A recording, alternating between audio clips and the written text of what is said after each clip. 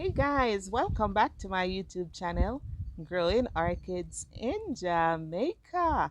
If you are new to my channel, please subscribe so you see just how I grow orchids in Jamaica.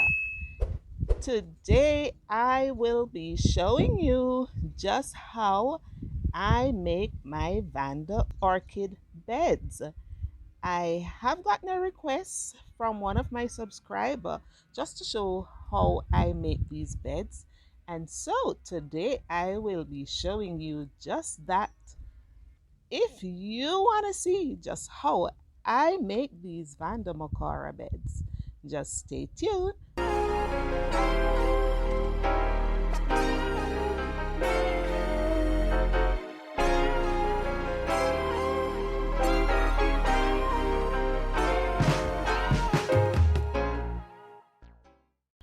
Okay, this is one section within my Vanda Mokara bed wherein I had planted two Christmas palm trees and they are growing and doing just so beautifully well. Under those palm trees, I actually had a nice little cluster of Vanda orchids under it. But since I have redone this bed, somehow I never did this section. And so today I am just going to show you exactly what I will do, how I will do it to recreate this section under these two palm trees that I have here. Let me just show you quickly what the other section within this Vanda bed looks like. This Vanda bed actually has three sections and it is actually compartmentalized, and this is one section here, and of course if you look along here, this is another section which needs to be fixed up and played up, and this is what I will be showing you today, just how I do that and how I get the kind of effect that I do with the other sections of my Vanda beds. In order to get this sort of effect, there are a number of things that we have to do. And so we are going to first need the plants. We are going to need some river stones or gravel.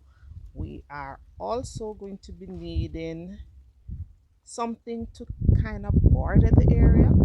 And in order to border this area, we are going to be using colored bricks. And as we go along, you will see just how we put all of these together. These are some of the bricks that I'm gonna be using. Here we are removing some of the plants from the area that we are setting up.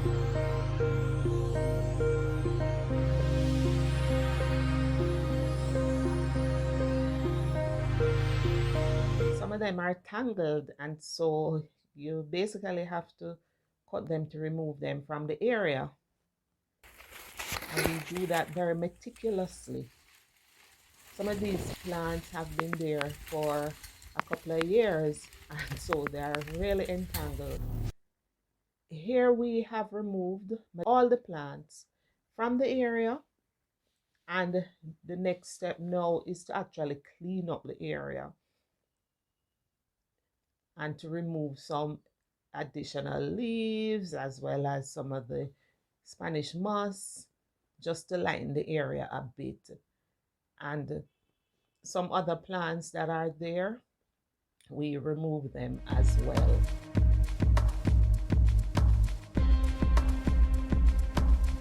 Now all the plants have been removed and the area is now going to be cleaned up so that we can actually start setting up for the foundation.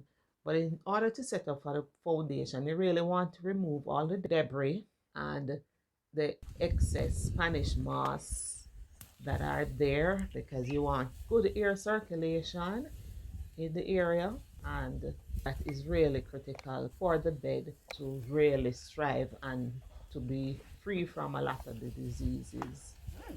So now that we have moved all the plants and other stuff, we are now going to be cleaning up the area. So we're gonna be sweeping, we're gonna be raking to get rid of all the unnecessary stuff. You're gonna also search the area to see if you find any snails. So right here we lift the ground covering because this ground covering has been there for many years. It's kind of old and tattered, but that is what we have now working with. And so we are going to be cleaning it off and ensure that there is nothing that we don't want to be there at this time. So remove the stuff here again, removing the debris. And now we are about to sweep. We are sweeping after we've raked. We are now going to sweep to get rid of the smaller debris that may be there. Once that is done, then we are basically gonna be ready to now lay the bricks. And just before we lay the bricks, we are going to ensure that we spread the ground covering nicely and flat and secure the corners as best as possible.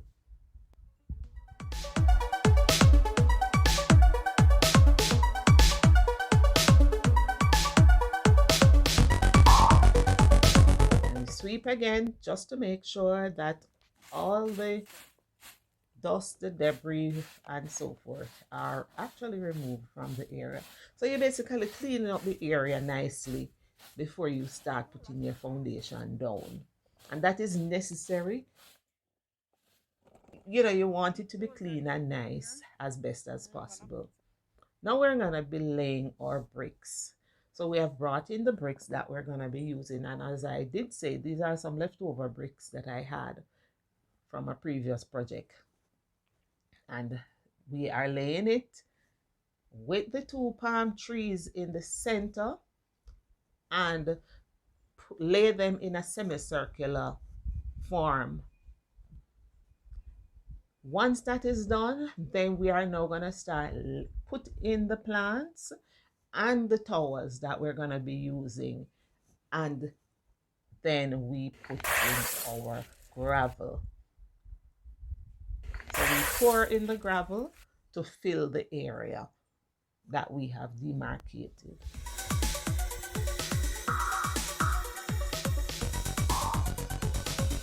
It's gonna be a very small bed, but it's gonna be a very nice one.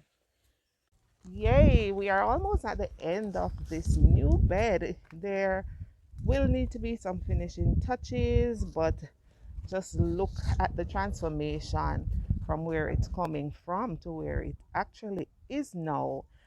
Of course, you'd have realized it's a new bed and therefore you will not be seeing any blooms now, but in a couple of months from now, it will be established. As it is right now, I have in it 4 of the large towers that I have tied plants on. And of course, to the end of this video, you will see the link to the other videos which show you just how we tie the plants on the tower. Right, so 4 towers that I have here that we tie plants on, and there's one plant here that was planted with one of the metal stake. And I do have a few plants here that are actually spiking. So pretty soon we will be getting some blooms right here in this new bed. Ah, look at it. It is going to be gorgeous. Right, so it's going to be such a beautiful garden when it become fully established.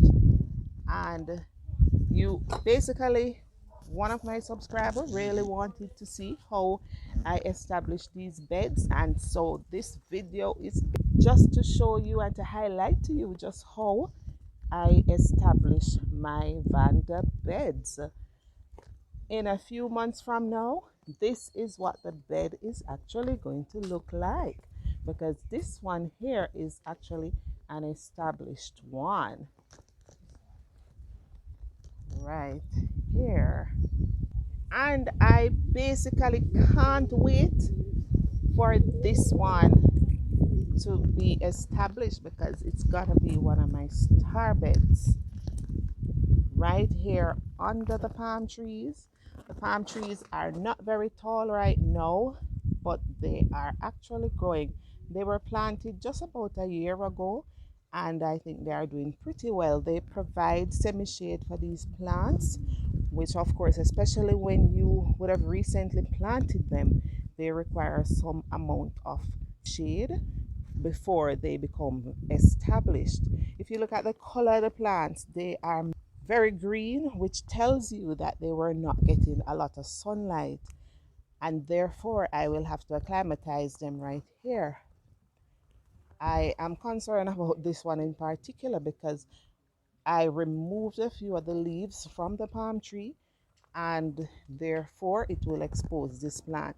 So what I'm gonna do, I am actually gonna be putting some of the Spanish moss on some of them just to help to keep them shaded somewhat so that the sun will not impact them negatively. This tower that I set up here, it's one of the cherry vandas, and it blooms this lovely white. Now, the brick that I use here are some leftover bricks that I had, and I just decided to use them to form this border around this bed. I perhaps will put another row on it, not sure yet what I'm doing, but just for now, this is what it is. It's created here. So in order to complete the bed, of course, we use the gravel or the grit to form that base and to enhance the garden as well.